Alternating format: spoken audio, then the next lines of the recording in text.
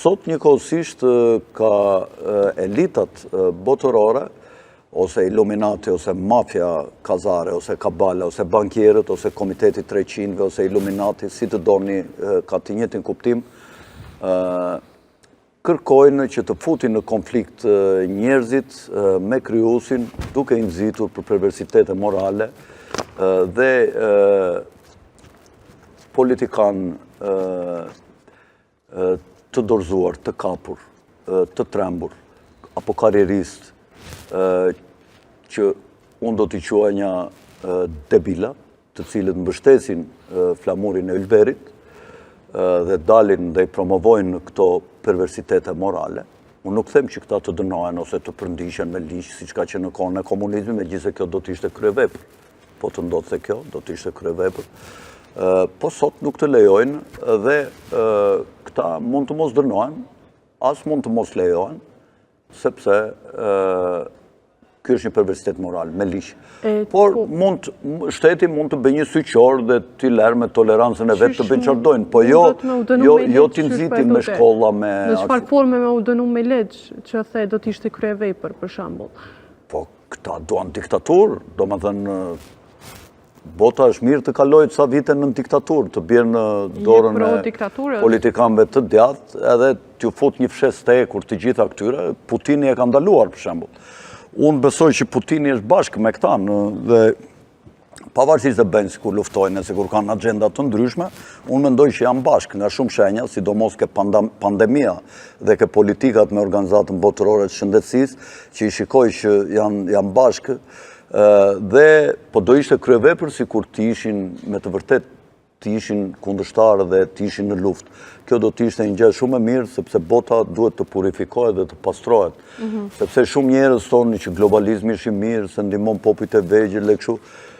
Mirë, po asnjë lloj lirie politike ose shtetërore nuk prevalon mbi perversitetet morale me të cilat, domethënë, e cila është si kosto për të paguar që ne duhet të paguajmë ndaj këtyre që na sjellin këtë lloj lirie popujve të vegjël. Domethënë është më madh. Tash të vazhdojmë me këto popujt e tjerë. Po, te kush po shkojmë? Popujt të tjerë, për shembull, që flitet në librat e shenjtë, është populli i Adit. Populli i Adit ka jetuar dikur në Arabinë jugore apo juglindore, diku ku është Jemeni sotëm, dhe në perëndim, në lindje të Jemenit të sotëm, populli i Adit ka pasur një teknologji ndërtonte kështu ndërtesa të larta. Mendohet që dhe piramidat tonë në Egjipt mund t'i kenë ndërtuar populli i Adit me një lloj teknologjie e cila ka humbur. Ka qenë një popull që ka pasur një prosperitet dhe një mirëqenie shumë të lartë, po unë nuk mendoj që piramidat i kanë ndërtuar populli i Adit, siç thuhet në Kur'an. Populli i Adit ka jetuar rreth 1300-1400 vjet para 2300-2400 vjet para Krishtit, dhe kanë qenë të privilegjuar për shkak të pozicionit tyre gjeografik, sepse aty takoheshe Azia me lindjen e mesme dhe me Afrikën dhe ishin rrugë tregtare dhe të gjithë ata që merreshin me tregti nëpërmjet detit do të kishin nevojë për limane dhe për të pushuar në tokat e Buzdetit, në fortet Buzdetit që kishte ngritur populli i Adit.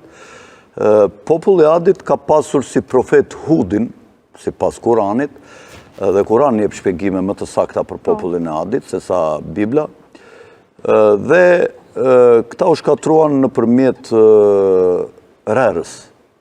Domethënë stuive me rerë, stuive të fuqishme dhe u mbuluan me duna rere. Të gjitha ato mrekulli që ata kishin ndërtuar, kishin një lloj bime të cilin ata e mbillnin dhe nxirrnin fitime të mëdha, siç është ashashi sot. Ata kanë pasur një bimë aromatike shumë të kërkuar, vetëm populli i Adit e ka pasur atë bimë, dinte ta kultivonte e ta rriste dhe kishte edhe kushte ndoshta gjeografike, po kishte edhe sekretet e saj dhe populli i Adit u shfaros dhe mbetën disa popull të cilët vinin nga ishin pasardhës të popullit të Adit. Mbesën veç pak të piramidat qëto. Adramitët. Adramitët Ju tha që nuk e besoj që populli i Oadit e ka ndërtu piramidat. Çka beson ti? Për piramidat? Po, unë kam botuar një libër që quhet që është i vetmi në gjuhën shqip, që është libër pretencios, është Sfinksi dhe piramidat e ka titullin. Ka mister të madh për piramidat. Këtë libër e kanë shkruar Graham Hancock, se nuk e kishim ndërmend të flisnja për këtë, po me që ma bëre si pyetje dhe nuk është keq që ma bëre.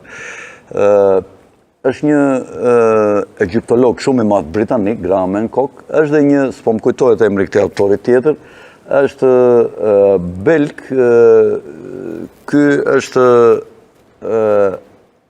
arkeoastronom quhen këta, që nëpërmjet formulave matematikore të ndryshme në lidhje me astronomin, këta vendosin se si ka qenë pozicioni i yjeve në kohë të caktuara në raport me tokën, ose këto konstelacionet yjore, si kanë qenë në raport me tokën. Unë nuk e besoj këta, sepse yjet nuk lëvizin asnjëherë në raport me tokën, lëvizin vetëm brenda 24 orëve dhe rikthehen përsëri në pozicionin e parë. Ne kemi një firmament dhe nuk ka yje fare në qiell, dhe ky firmamenti ka një dritë qendrore të skenës, siç janë drita këtu, i cili quhet yll polar. Këto janë llamba të fuqishme me generator, që shfrytëzojnë organet e ajrit, dhe këto ndriçojnë. Tashi, kur firmamenti rrotullohet, gjatë 24 orëve, yjet zhvendosen këto që quajmë në yje, që janë dritat e skenës, firmamenti ka formën e kubes, dhe duke rrotulluar kubeja, vetëm ylli qendror, që ne quajmë yll polar, që marinarët dikur mbështeteshin për të orientuar natën nëpërmjet të yllit polar, sepse nuk ndryshon të pozicion asnjëherë, se ishte në majtë firmamentit, e kupton? Dhe unë nuk e besoj këtë arkeoastronomin, këta thoni që si pas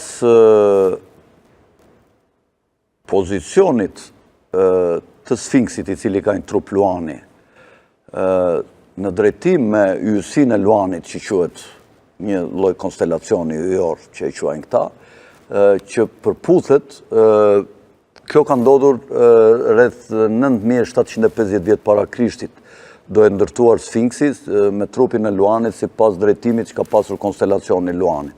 Këta japin këtë variant që piramida është më e vjetër se sa e quajmë ne piramida e Keopsit, i cili ka jetuar, ka qenë një faraon egyptian, i cili ka jetuar 2400 vjet më duket para Krishtit, në mos gaboj për datat, dhe ky e ka përdorur për të varosur trupin e vet, për të mos ia vjedhur me ato stolite ndryshme, dhe ka pasur mbyllje të korridoreve me gur të mëdhenj.